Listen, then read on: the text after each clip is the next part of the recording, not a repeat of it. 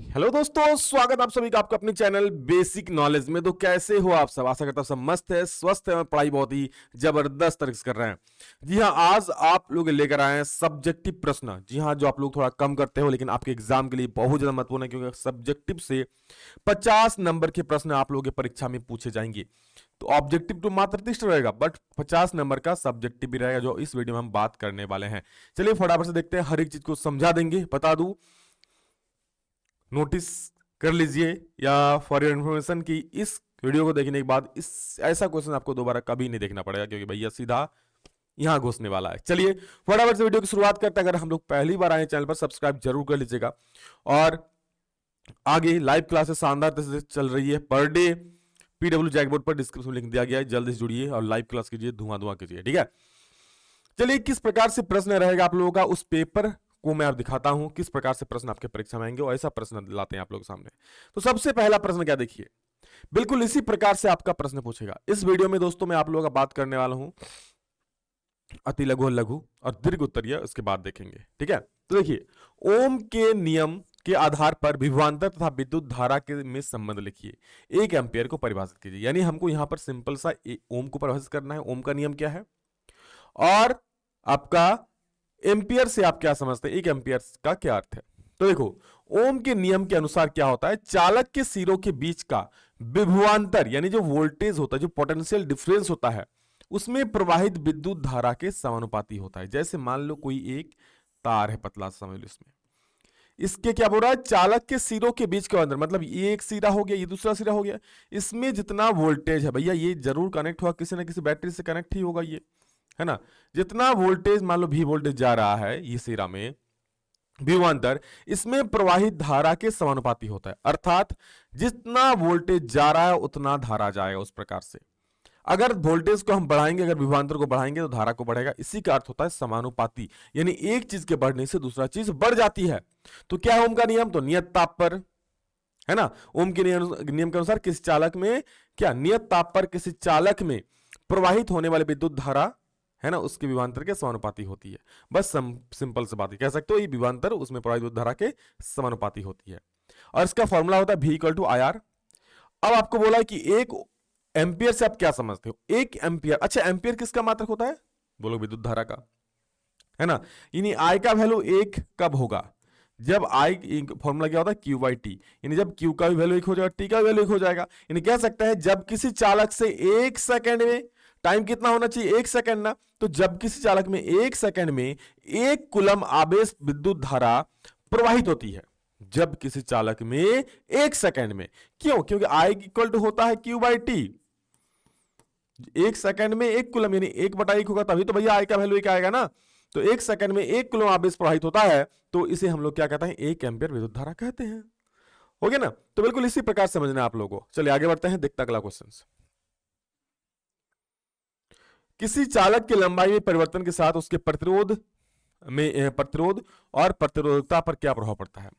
बोल रहा है किसी अगर चालक की लंबाई बढ़ाते हैं, किसी तार का अगर लंबाई बढ़ाते हैं, तो देखो आर का फॉर्मूला होता है R equal to rho L by A. अगर इसका लंबाई को बढ़ाओगे ना तो प्रतिरोध भी बढ़ेगी। क्या, अगर हम लोग इसका लंबाई को बढ़ाएंगे मेरे प्यारे बच्चे, तो इसका प्रतिरोध भी क्या हो जाएगा, बढ़ जाएगा। वहीं अगर मैं एरिया को बढ़ाऊंगा तो क्या होगा, घट जाएगा। जैसे मान लो कोई पतला तार है, एक मोटा तार है, तो धारा किस में आसानी से बहेगा, बोलेंगे सर ये मोटा तार है इसमें से, यानी इसका एरिया देखो ज्यादा है, तो जिसका एरिया यानी क्षेत्रफल ज्यादा होता है, अनुप्रस्थ काट का क्षेत्रफल ज्यादा होता है, उसमें धारा आसानी से बहती है, प्रतिरोध उसका कम होता है। और जो पतला तार है प्रतिरोध ज्यादा हो जाएगा। तो वही बोल रहा है किसी चालक की लंबाई को बढ़ाने पर उसका प्रतिरोध बढ़ जाता है, यानी लंबाई जितना बढ़ाओगे प्रतिरोध उतना बढ़ेगा, जबकि लंबाई कम करने पर प्रतिरोध घट जाता है। क्या होता है, लंबाई अगर कम करोगे तो प्रतिरोध घट जाएगा।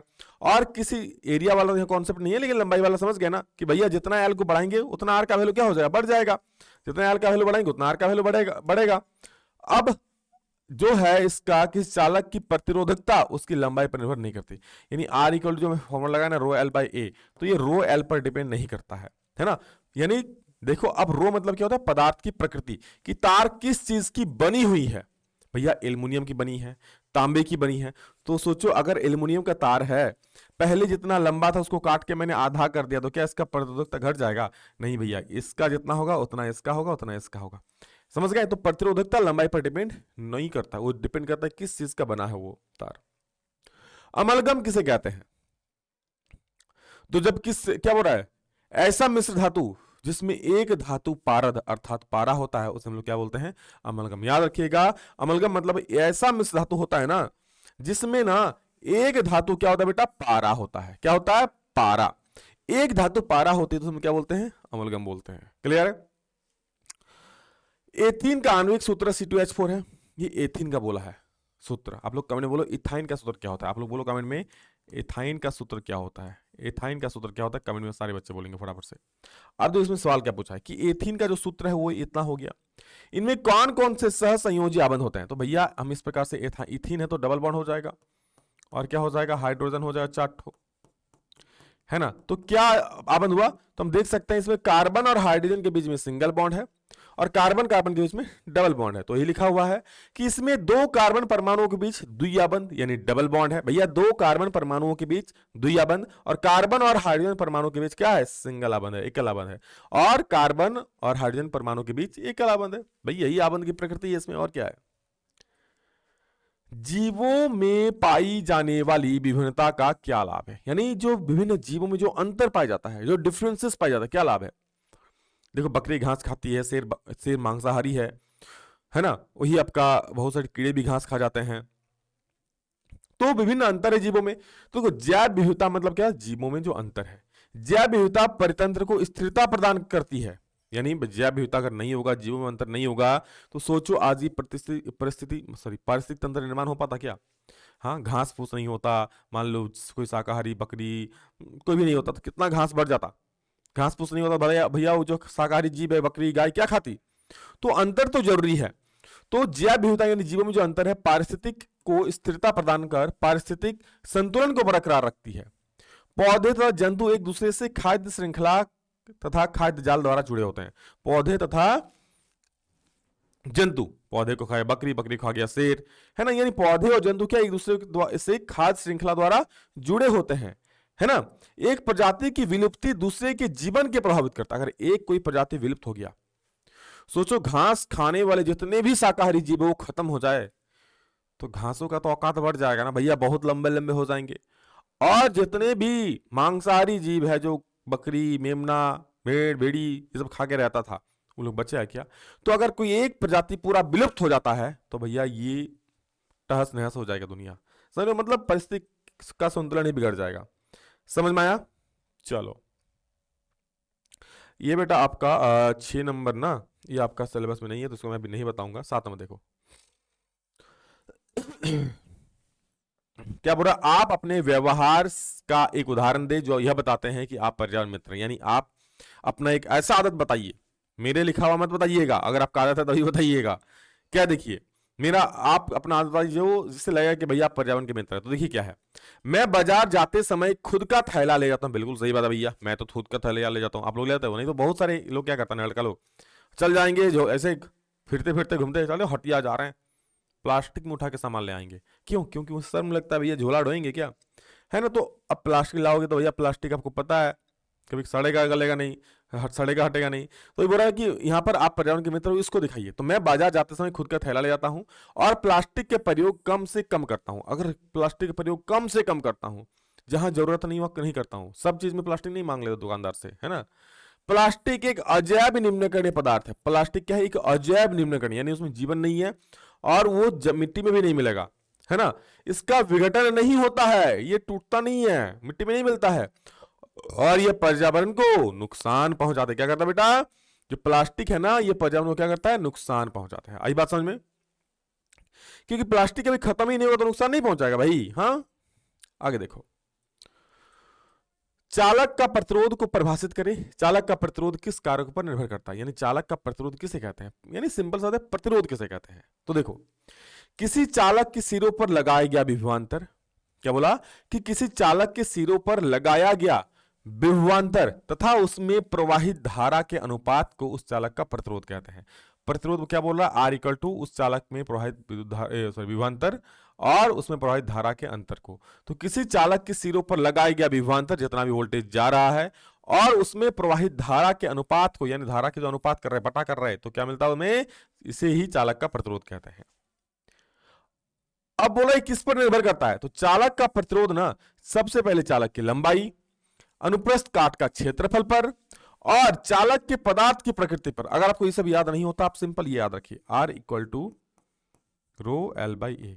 यानी जो चालक तार की प्रतिरोध है वो किस पर निर्भर करेगा, लंबाई पर करेगा, एरिया पर करेगा और पदार्थ की प्रकृति पर। यानी किस चीज का बना हुआ है, एल्युमिनियम का तार है, लोहे का तार है या चांदी का तार है। वैसे चांदी बता दूं सबसे ज्यादा सुचालक होती है, सबसे अच्छा सुचालक होती है। उसका देखो, अगर अच्छा लग रहा है तो एक प्यारा सा कमेंट जरूर करना, है ना, और हाँ लाइक जरूर कर देना। दोस्तों को शेयर करना नहीं भूलेगा, कम से कम 5 दोस्तों को जरूर शेयर कीजिए। देखो मैं जो पढ़ा रहा हूँ समझा दे रहा हूँ, तो इससे क्वेश्चन एग्जाम में भिड़ेगा।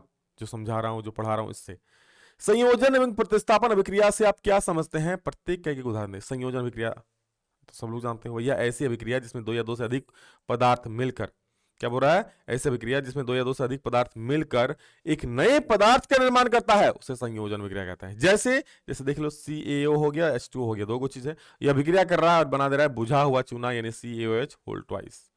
जबकि प्रतिस्थापन में क्या है, ऐसी अभिक्रिया जिसमें हाइड्रोकार्बन का एक हाइड्रोजन परमाणु किसी दूसरे परमाणु के द्वारा प्रतिस्थापित कर दिया जाता है। यानी इसमें क्या बोल रहा है कि हाइड्रोकार्बन का, है ना, एक हाइड्रोजन परमाणु किसी दूसरे परमाणु के द्वारा प्रतिस्थापित कर दिया जाता है, यानी हटा दिया जाता है ना। तो इस अभिक्रिया क्या बोलते हैं, प्रतिस्थापन अभिक्रिया बोलते हैं। क्या बोलते हैं, प्रतिस्थापन अभिक्रिया बोलते हैं। जैसे आप देख लो क्या यहां पर क्या है, देखो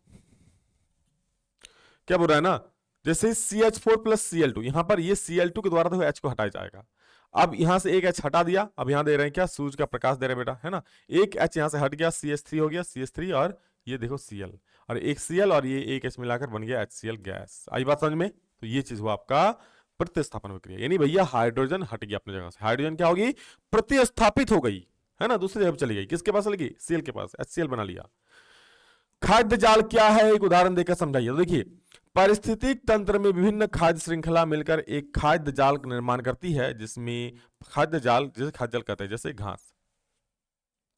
प्रकृति में सभी लोग मिलकर क्या एक खाद्य जाल बना रही है, सभी जीव जंतु पेड़ पौधे मिलकर। जैसे मान लो पेड़ को खाया, पौधा खाया बकरी, बकरी को खा गया शेर, फिर ये भी तो होगा, पौधा खा गया कीट, कीट को खा गया मकड़ी, मकड़ी को खा गया कुछ और, ऐसा हो गया, कीट को खा गया मछली, सॉरी घास खा गया मछली, मछली को खा गया नेवला, मतलब कुछ भी हो सकता है। ये सब मिलाकर क्या बना, आपस में एक जाल बनाती है, उसे ही बोलते हैं पारिस्थितिक, उसे ही बोलते हैं खाद्य जाल, है ना। टिड्डों के द्वारा भी खाई जाती है और खरगोश के द्वारा भी। क्या बोल रहा है, देखो यहां पर ध्यान से, क्या कि जिससे खाद्य जाल, जैसे घास, घास किसके द्वारा, टिड्डों के द्वारा भी खाई जाती है और खरगोश के द्वारा भी खाई जाती है। इस शाकाहारी जीवों को एक से अधिक मांसाहारी जीव खा सकता है, और जबकि इन शाकाहारी जीवों को, खरगोश को, टिड्डा को एक से अधिक कोई भी मांसाहारी जीव आके खा लेगा। तो इस प्रकार से खाद्य जाल बनाता है। अगला प्रश्न है, ऐसे 3 तरीके बताइए जिसमें अजैव निम्नकरणीय पदार्थ पर्यावरण को प्रभावित करते हैं। 3 तरीका बताना है जिसमें अजैव निम्नकरणीय पदार्थ पर्यावरण को प्रभावित करता है। अजैव निम्नकरणीय पदार्थ यानी जो पदार्थ मिट्टी में नहीं मिलता है, ऐसा पदार्थ। 3 तरीके क्या क्या देख लो। सबसे पहला अजैव निम्नकरणीय पदार्थ, अरे भैया सबसे पहला क्या बोल रहा है कि अजैव निम्नकरणीय पदार्थों का अपघटन नहीं होने के कारण। सबसे पहला ये जो है ना प्लास्टिक, DDT, ये कभी मिट्टी में मिलेगा ही नहीं, अपघटन ही नहीं होगा।